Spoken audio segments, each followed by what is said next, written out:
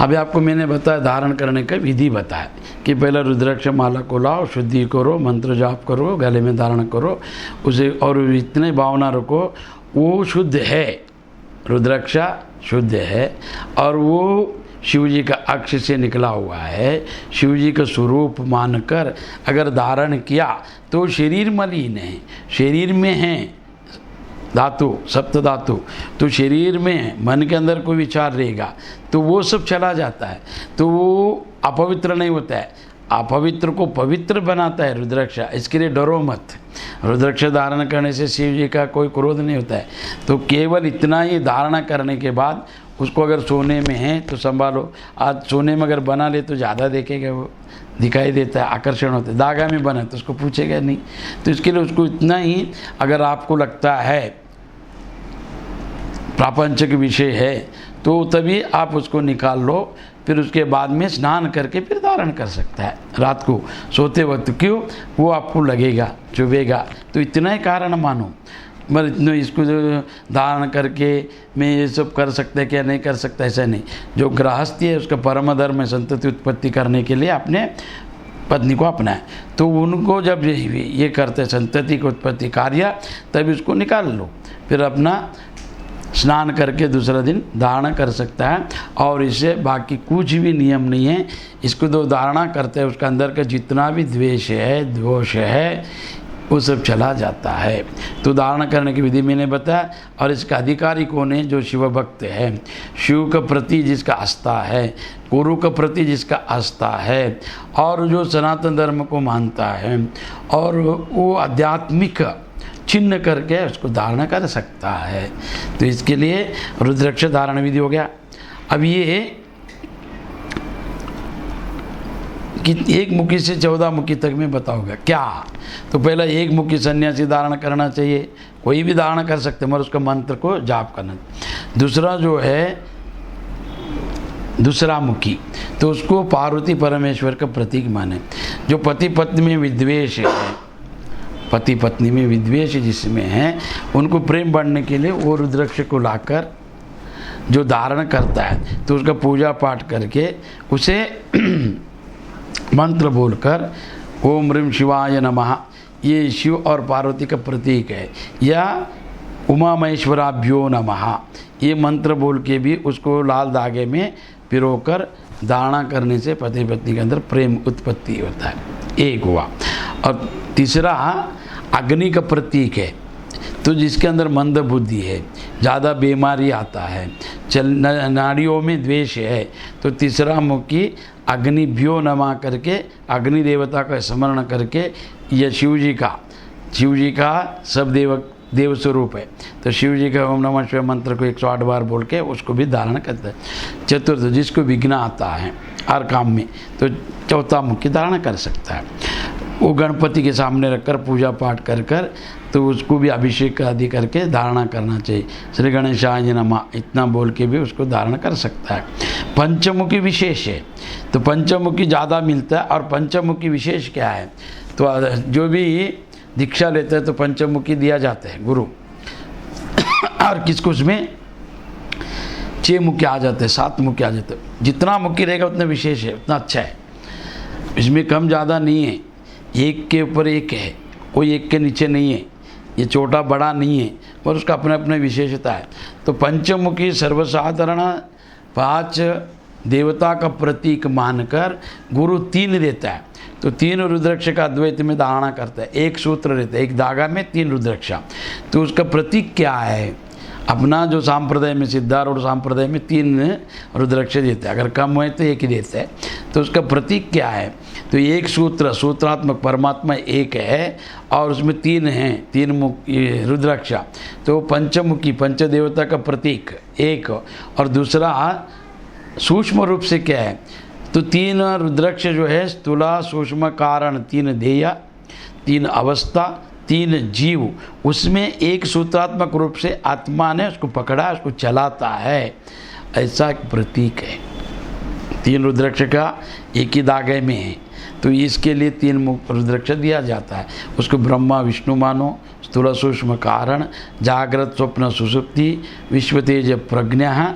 ऐसे देह के अंदर 3 अवस्था, 3 जीव, 3 देह और आत्मा रूप 1 धागा, तो उसको मान कर चलो। एक और पंचमुखी सर्वसामान्य सब जगह मिलता है, सस्ता भी है और अच्छा भी है, सस्ता भी है अच्छा भी है। तो इसके लिए उसको लाकर धारणा करने से विशेष पंच देवता का पूजा, ये 33 कोट देवता का पूजा और पंचमुखी से क्या होता है तो विघ्न निवारण, कार्य सिद्धि, ज्ञान, वैराग्य और बुद्धि तेज होता है। तो इसके लिए पंचमुखी। षण्मुखी कौन पहन सकता है? षण्मुख तो वैराग्य प्राप्त करना है, वेदांत का उपासना करना है, साधना करना है, तो 6 मुखी का कार्तिकेय स्वामी का प्रतीक मानकर षण्मुख का उसको धारणा कर सकता है। षण्मुखाय नमः, तारकावधाय नमः, यह सुब्रमण्यम स्वामी का, उससे काला सर्प दोष हो जाता है। 7 मुखी कौन पहन सकता है? लक्ष्मी का प्रतीक है। 7 मुखी जो आदमी गर्भ धारणा करके गर्भपात करता है, असंबंध कर कर, आयुर्वेदिक मतलब अन्य स्त्रियों को फंसाकर जो गर्भधारणा करके उसका पात करता है, तो वो दोष निवारण के लिए सप्तमुखी धारणा कर सकता है। और 7 मुखी को रुद्राक्ष लक्ष्मी का प्रतीक माने, वो धारणा करने से उसका आर्थिक वृद्धि होता है। 8वां जो है दुर्गा चंडी, तो जो आदमी विजय प्राप्त करना चाहता है युद्ध में हर समय, तो वो दुर्गा देवी का पूजा करके अष्टमुखी को धारण कर सकता है। और 9 मुखी नवचंडी का प्रतीक है, तो वो देवी उपासक चंडी का जो करता है, तो वो आदमी उसको ऐं ह्रीं क्लीं चामुंडा विचेया ऐसा मंत्र को सिद्धि कर कर उसके ऊपर विधिवत संस्कार करके धारणा कर सकता है। दशमुखी, एकादशी, रुद्र, हनुमान, शिव जी का स्वरूप मानकर उसको भी धारणा कर सकता है। ऐसा प्रत्येक रुद्राक्ष को चाहे आपको मंत्र आए ना आए, तो आप उसको विशेष अमृत मुहूर्त में या गुरु का अस्त्र से लिया या गुरु ने धारणा कराए, तो वो सर्वकाल विदित है। उसके लिए कोई मूर्त मंत्र तंत्र नहीं, गुरु ने दिया है। तो गुरु जब देता है तो उसको आशीर्वाद वर समझकर धारणा करना चाहिए। इतना याद रखो, शिव जी का अक्ष है तो शिव जी का नेत्र है, तो वो परब्रह्म परमेश्वर है, उसका नेत्र अपने ऊपर है, अपने शरीर के ऊपर, फिर कोई बाधा नहीं रहेगा। उसको जो पकड़ा सब जगत उसको पूजनीय बनेगा, उसका पूजा करेगा। तो इसके लिए ये धारणा करते हुए तो कोई संशय मत लाओ। हाँ, किसी किसी को क्या लगता है कि देखने वाला क्या सोचेगा, ऐसा नहीं। ये किसी को दिखाने के लिए नहीं पहनता, आध्यात्मिक में उसका एक चिन्ह है, सिंबल है कि तुम इसको धारण, जैसा पुलिस का अपना एक ड्रेस होता है, एक उनका डॉक्टर का, तो उनको देखने से हाँ पता चलता है डॉक्टर है, वकील है, ये पुलिस है। तो ऐसा ही साधु को देखने से उसके लक्षण है क्या?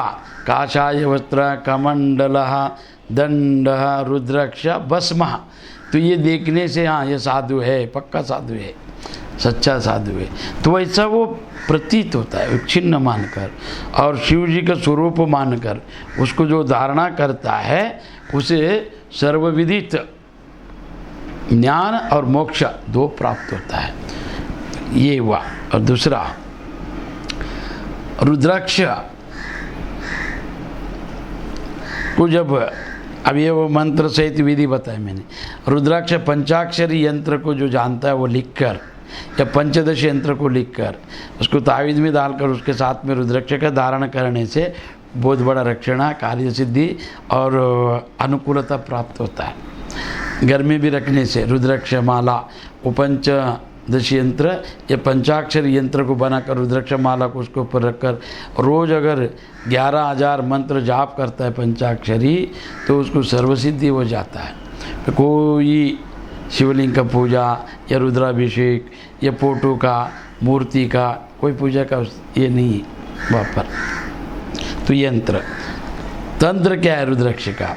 तो पहला चंदन, सफ़ेद चंदन को या लाल चंदन को, तो सफ़ेद चंदन में हल्दी डालकर रुद्राक्ष को घिसकर जो धारणा करता है साक्षात शिव स्वरूप होता है, तीनों लोग उसको मोहित हो जाता है। और ये जगत गुरु लोग करता है।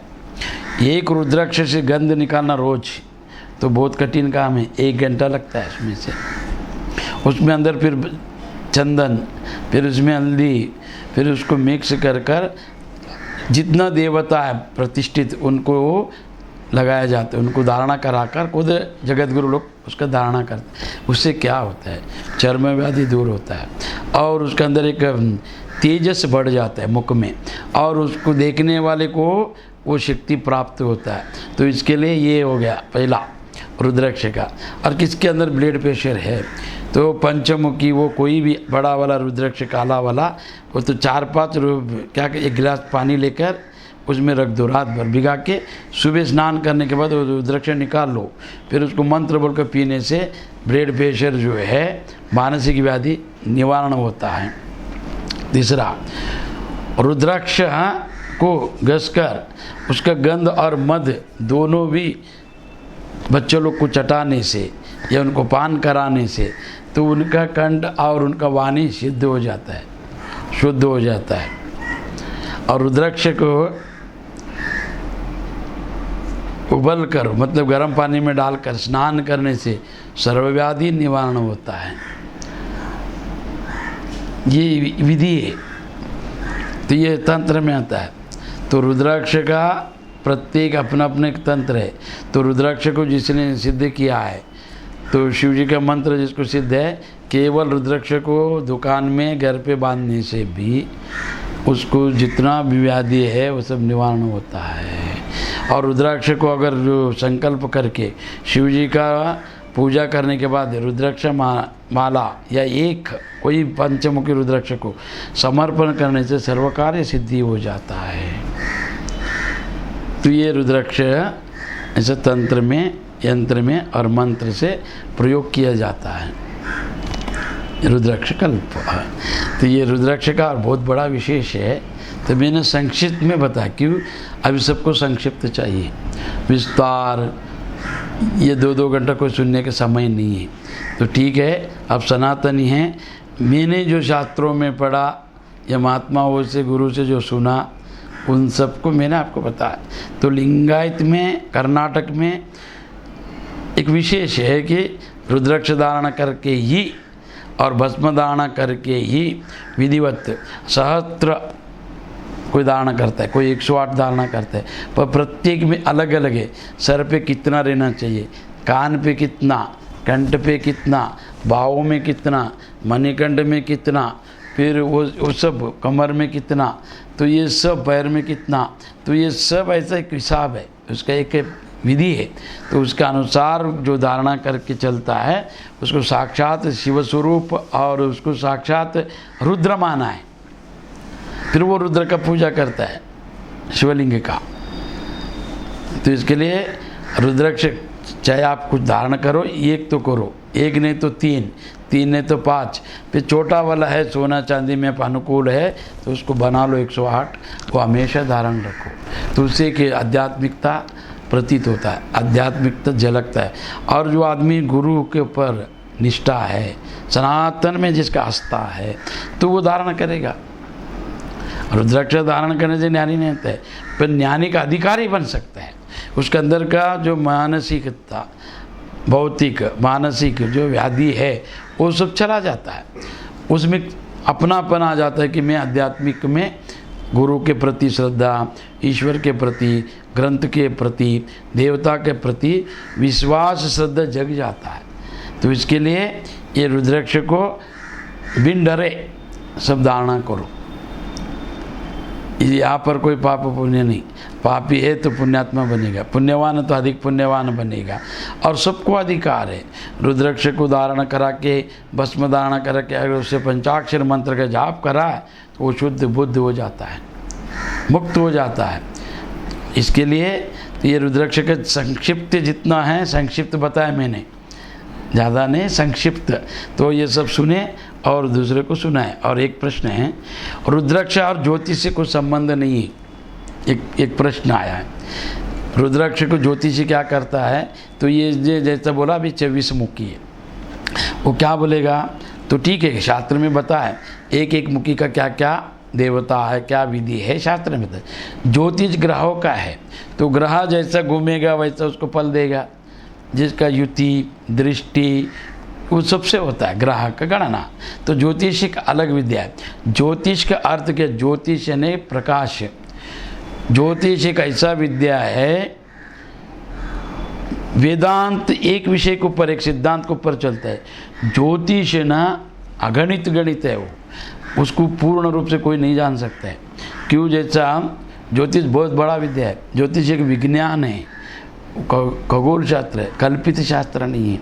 और ज्योतिष एक सांकेतिक है, ग्रहों की गणना जिसको आता है बिना तपस्या, बिना त्याग का, बिना त्रिनेत्र सिद्धि का, ये बिना मंत्र जाप का ज्योतिष गणना कर कर अपना बुद्धि से ग्रहों को अच्छा जानकर भूत भविष्य बता सकता है। वो एक कर सकता है कि संकेत कर सकता है, ऐसा हो सकता है। और वो होता है 99, ऐसा नहीं। तो ज्योतिष कोई अंधश्रद्धा नहीं है। ज्योतिष एक विद्या, अद्वैत विद्या है। ज्योतिष एक विज्ञान के समान है, उसके पीछे एक बहुत बड़ा सिद्धांत है। तो ग्रहों का गणना करके, तो ज्योतिष में ऐसा बुरा नहीं कि तुम ये ग्रह के लिए पहनो, नहीं। तो जो रुद्राक्ष शास्त्र कहता है कि जो आदमी एक मुखी, मैंने बताया भी दो मुखी किसके लिए है, तो वैसा भी रुद्राक्ष बेचने वाला ने कि ये बना लिया ज्योतिषियों ने, तो ये पहनो तुमको ये मिलेगा, हमने इसने मंत्र जाप किया। शास्त्र में जो है पहला से ऋषि मुनियों ने जो लिखा है जैसा है वैसा ही आप अभ्यास करो और बताओ। अपने को दुकान चलाना या बेचना इसके लिए तो मैंने इसको सिद्ध किया, इसमें चेतना आ गया, इसको धारणा करो, ऐसे ये होएगा नहीं। रुद्राक्ष एक ये शिव का अक्ष है, वो अक्ष अगर अपने पास है, उनका नेत्र है तो सब देखेगा, सब जलाएगा वो, और वो शुद्ध करेगा। इतना पापी को शुद्ध करेगा, बस इतना ही बोला है। पर ये धारणा, हाँ, रुद्राक्ष धारणा करके अगर नियम में है तो आपके अंदर कुछ सुधारणा हो सकता है। ज्योतिष का रुद्राक्ष का कोई संबंध नहीं है। मेष राशि है, इसके लिए एक मुखी पहनो, 2 राशि है तुम वृषभ 2 पहनो, उसमें 12 ही राशि है, इसमें 24 मुखी है ना, ऐसा नहीं। और बुध है, इसके लिए ये ऐसा नहीं। हाँ, ग्रह जितना भी सर्व ग्रह निवारण हो सकता है। जो आदमी ये धारणा करके ध्यान करते हैं शिव जी का, तो ईश्वर को पकड़ने के बाद, ईश्वर का आराधना करने वाला, ईश्वर जिसको मिलने के बाद ये ग्रह भी कुछ नहीं कर सकता उसे। इतना याद रखो, वो जितना भी सताने दो, मगर ईश्वर आपके साथ है तो हो गया, और क्या चाहिए। और उनको ईश्वर मिलने के बाद, ईश्वर आराधना करने वाले को ये बाकी सब छोटा है। हाँ, जो ईश्वर आराधना कर रहे, साधना में त्रुटि है, ये मन चंचल है, मन में भय है, फिर ये सब सारा लेगा।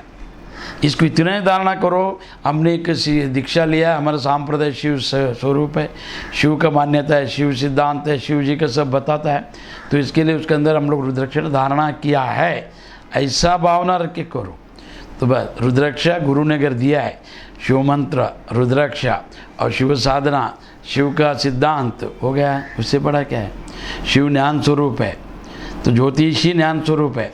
ज्योतिष ने प्रकाश, प्रकाश में जैसा सब दिखाई देता है, अंधेरे में दिखता नहीं ना जो वस्तु है, तो प्रकाश से दिखाई देता है। ज्योतिष शास्त्र से आपका भविष्य, आपका वर्तमान, आपका मन का विचार, ग्रहों के अनुसार आपका मन में क्या हालचाल होएगा, भूमि पर क्या होएगा, कौन से देश में क्या होएगा, तो ये सब जान सकते हैं। रुद्राक्ष धारणा करना आध्यात्मिक और रुद्रकल्प के अनुसार होना चाहिए, आगमा शास्त्र के अनुसार होना चाहिए, या गुरु का मुख से निकला हुआ, गुरु के आशीर्वचन से, वाणी से निकलकर जो रुद्राक्ष धारणा करता है या उसके बारे में बताते, उसके अनुसार होना चाहिए।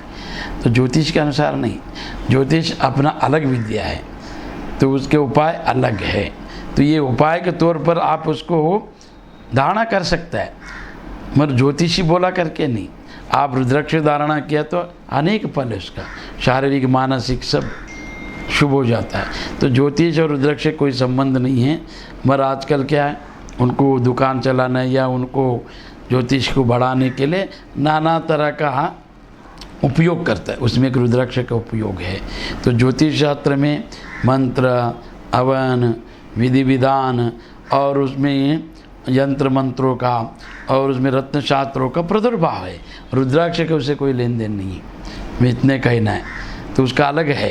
ज्योतिष में अगर किसी को काला सर्प है उसका विधि अलग है, मूल नक्षत्र के दोष है उसका अलग है, गंड योग है तो उसका अलग है, या विवाह के बाधा तो उसका अलग है, संतति में बाधा है तो उसका अलग उपाय है, मंत्र भी है, यंत्र भी है, तंत्र भी है, उसका ज्योतिष शास्त्र सब लिखा है, वो अलग अलग है।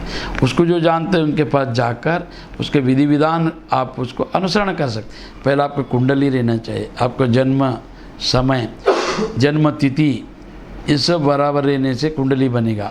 फिर अगर आप विश्वास करते हैं तो उसके अनुसार जो दिखाकर योग्य ज्योतिषी को विद्वान को दिखाकर उसके अनुसार उपाय करने से 1-2 महीने के अंदर वो फल प्राप्ति होता है, शीघ्र नहीं होता है, विश्वास रखने से। तो रुद्राक्ष और ज्योतिष के कोई संबंध नहीं है, इतने याद रखो। ज्योतिष अपना एक अलग विद्या है और रुद्राक्ष धारणा विधि अलग है। ये सर्व भी धारणा कर सकता है, इसमें कोई भय नहीं। और कभी डरो मत, बुरा कार्य करने को डरता है ना आदमी, रुद्राक्ष पहनने को डरता है, इतना कमज़ोर। एक वृक्ष का फल है और उनमें कोई मानसिक ऐसा बिठा है कि ये नहीं पहनने का, पीता है, खाता है तुम, हाँ तुम मदिरा सेवन करते, तुम मांस सेवन करता है, विषय करता है, पाप लगेगा। संतति उत्पत्ति करना पाप है नहीं। फिर वो अगर ऐसा पाप है तो सब पाप से जन्मा रहेगा। हाँ तुम अन्य विषय करता रहे तो पाप है, वो तुम्हें पता है फिर भी कर रहे तुम, तो इसके लिए धारणा करो तो सब छूट जाएगा। तो इसको पाप पुण्य से जोड़ो मत, केवल आध्यात्मिक से जोड़कर ही रुद्राक्ष को धारण करो और गुरु दिया तो बस हो गया। और क्या है, वहाँ पर कोई विधान नहीं, विधि नहीं है और किसी का मानना नहीं है। बोला धारण करके मंत्र दिया, जाप करो, हो गया। रुद्राक्ष शरीर पे, मंत्र मन में, और मन को उतार देगा, उसके नाम ही मंत्र है। तो इसके लिए जितना हो सके मैंने जो महात्माओं से सुना, उनके सेवा से जो मिला संक्षिप्त रूप से बता और यथार्थ बताया, क्यों मैं सोच रहे ब्रह्मनिष्ठ सन्यासी, तो जो लोक कल्याण वो उसी विषय को मैं बताएगा। आगे जाकर अन्य शास्त्रों के ऊपर भी संक्षिप्त में बताएगा। तो ये जितना है सुनकर दूसरों को सुनाओ और कल्याण प्राप्त हो, ज्ञान सिद्धि बुद्धि हर तरह का जितना भी अष्ट सिद्धि सब प्राप्त हो। शुभम मंगलम पार्वती पतिश्वर राम।